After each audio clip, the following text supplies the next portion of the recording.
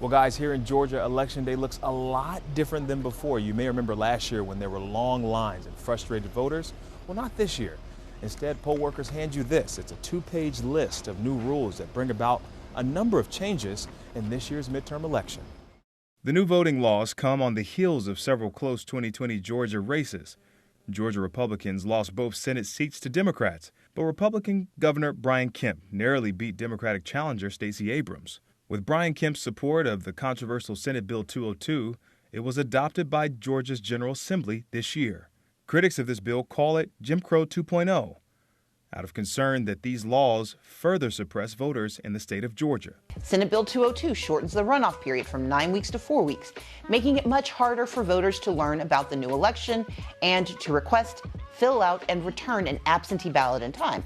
But it also eliminates 11 days of early voting during the runoff, constricting rather than expanding voting days. Advocates of the new voting bill say the new rules are necessary to deal with the surge in pandemic absentee voting and ensure election legitimacy. We quickly began working with the House and Senate on further reforms to make it easy to vote and hard to cheat. The bill I signed into law does just that. With the biggest changes of Georgia's new voting bill affecting absentee voters, are the changes even noticeable to people voting in person? For me, it was a really smooth process. I had my ID, my driver's license. Did you guys just vote today? We did. How was the process? Easy. Was there anything you noticed differently about this particular election? Nope.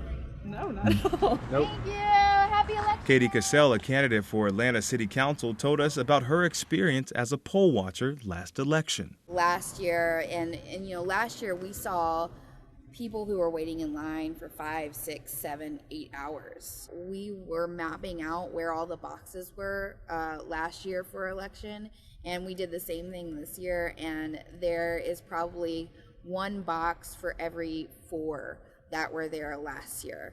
But at the center of this new law are changes to absentee voting. Before, voters had access to absentee ballot boxes 24 hours a day and could drop off a ballot up until 7 p.m. on Election Day. The new laws limit the number of ballot boxes to 1 for every 100,000 registered voters and only allows voters to submit ballots between 9 a.m. and 6 p.m. And now boxes close 3 days before Election Day.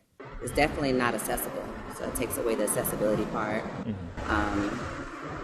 It's just voter suppression. There are many forms of voter suppression, but for Georgia, it looks like limited polling places, creating long lines, tight deadlines for voter registration, and complicated absentee ballot requirements. Georgia law requires employers to provide their workers with 2 hours of unpaid time off to vote, but only if given reasonable notice, and employers decide when the time off is given. The day could be off for everybody. Give people the day off. Make it more of a party. Let us have food.